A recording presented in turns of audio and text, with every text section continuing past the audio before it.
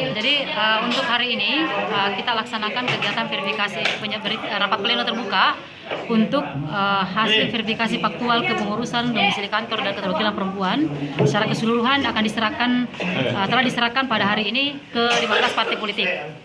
Jadi 15 partai politik itu masing-masing diserahkan secara bergilir oleh semua komisioner yang hadir kepada pimpinan partai politik atau liaison officer. Termasuk partai baru, Dek? Termasuk partai baru yang 3 parpol, kan 12 partai lama ditambah dengan 3 partai baru, jadi 15 total untuk di baru.